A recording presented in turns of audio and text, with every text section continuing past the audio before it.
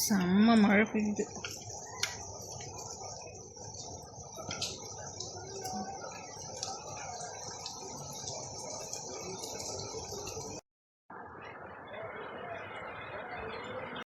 Hello friends, simple சமையலில் இன்றைக்கி உருண்டை குழம்பு செய்ய போகிறோம். அதுக்கு கொஞ்சமாக வெங்காயம், பூண்டு, இஞ்சி, தக்காளி எல்லாத்தையும் அரைச்சிக்கலாம். இது கூடவே நம்ம எல்லா தூளையும் ஆட் பண்ணிக்கலாம். மஞ்சத்தூள், கொத்தமல்லி தூள், குழம்புத்தூள், உப்பு, அவ்வளோதான். இப்போ இது ரெடி. கடாய் சூடானதுக்கப்புறம் எண்ணெய் விட்டுக்கலாம். எண்ணெய் காஞ்சதும் சீரகம் பொரிச்சுக்கலாம். சீரகம் புரிஞ்சதுக்கப்புறம் நம்ம அரைச்சி வச்சுருக்கோம் இல்லையா, அதை இதோட ஆட் பண்ணிக்கலாம்.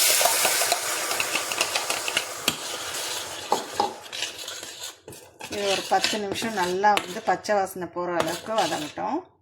அதில் பார்த்திங்கன்னா நம்ம முன்னவே துவரம்பருப்பும் கடலைப்பருப்பையும் நல்லா ஊற வச்சுருக்கோம். இப்போ இதை அரைச்சிக்கலாம். மிக்சியில் துவரம்பருப்பையும் கடலைப்பருப்பையும் போட்டுட்டு இதில் இஞ்சி பூண்டு ஆட் பண்ணிக்கலாம். அதுக்கு ஏற்ற மாதிரி பச்சை மிளகாய் ஆட் பண்ணிக்கலாம். இப்போ இதை நல்லா அரைச்சிக்கலாம். கடைசியாக கொஞ்சமாக பெருங்காயத்தூள் ஆட் பண்ணிக்கலாம். அரைச்ச இதில் கொஞ்சமாக பெருஞ்சீரகம் ஆட் பண்ணிக்கலாம். கொஞ்சமாக வெங்காயம் ஆட் பண்ணிக்கலாம். இது நல்லா பச்சை வாசனை போயிடுது. இப்போ நம்ம தண்ணி ஆட் பண்ணிக்கி கொதிக்க வைக்கலாம். கொஞ்சமாக கொத்தமல்லி சேர்த்துட்டு இது நல்லா உருண்டை பிடிச்சிக்கலாம். இதுக்கு தேவையான அளவுக்கு உப்பு வேறு சேர்த்துக்கணும்.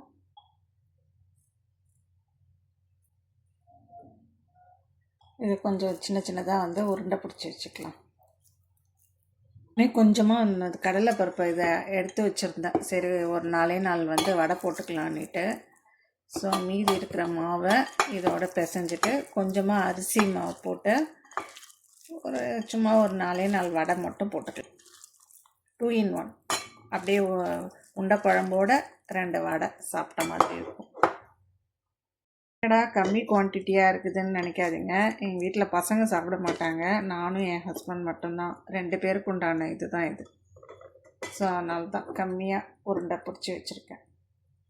கடைக்கு கொஞ்சமாக அரிசி மாவு ஆட் பண்ணிக்கிறேன். நல்லா கொதிச்சிருச்சு. இது கூடவே புளி தண்ணி ஆட் பண்ணிக்கலாம்.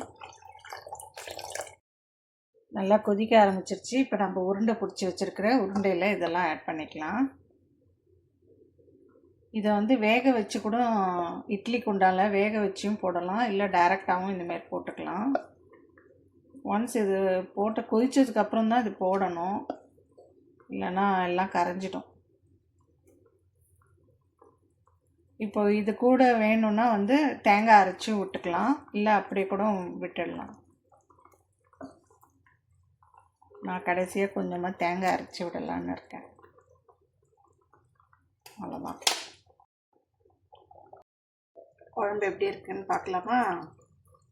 பார்த்திங்கன்னா நல்லா அதுவும் பருப்பு இது போட்டதுக்கப்புறம் நல்லா கெட்டியாக ஆரம்பிக்கும். இப்போ நம்ம கடைசியாக தேங்காய் விட்டுக்கலாம். அப்போ தான் எவ்வளோக்கு அளவுக்கு தண்ணி இலகுனா வேணுமா போட்டுக்கலாம்.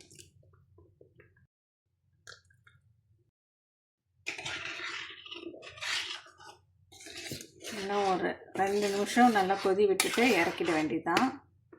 கொத்தமல்லி போட்டு பார்த்திங்களா, உருண்டெல்லாம் உடையாமல் இருக்குது.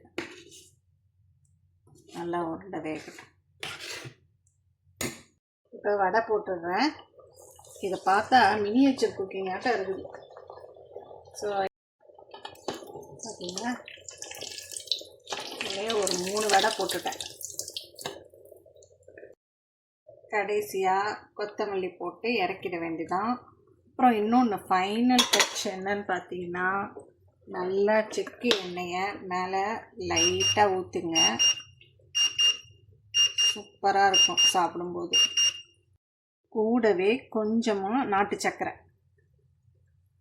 சூப்பரான உருண்டை குழம்பு ரெடி.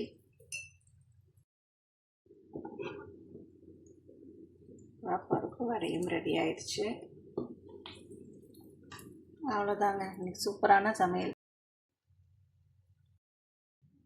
இது என்னன்னு பார்த்தீங்கன்னா, நம்ம மாம்பழம் ஊர்லேருந்து வந்துருந்துச்சு இல்லையா, அப்போது இதை வந்து அரைச்சி இந்த மோல்டுக்குள்ளே போட்டு வச்சுருந்தேன்.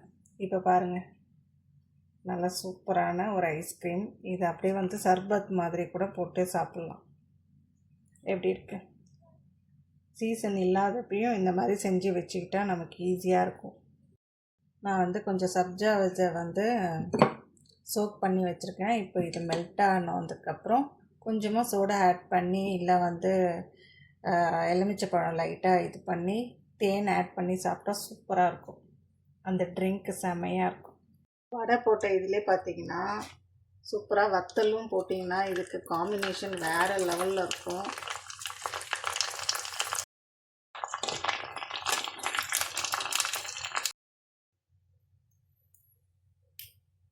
நல்ல சுட சுட சாதம், அப்படியே ஒரு 2 பருப்பு குழம்பையும் இதில் ஊற்றி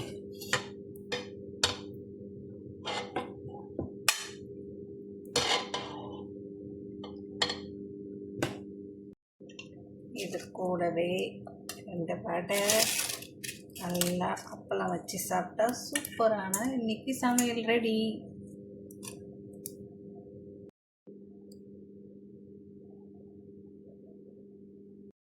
அவசரத்தில் வீடியோ எடுக்கவே மறந்துட்டேன். அவ்வளோ டேஸ்ட்டுங்க. பாருங்கள் எவ்வளோ சாஃப்டாக இருக்குது பாருங்கள், நல்லா சாஃப்ட்டு, செம்ம டேஸ்ட்டு. எனக்கு வறுத்ததை விட குழம்புல போட்டது தான் ரொம்ப பிடிச்சிருக்கு.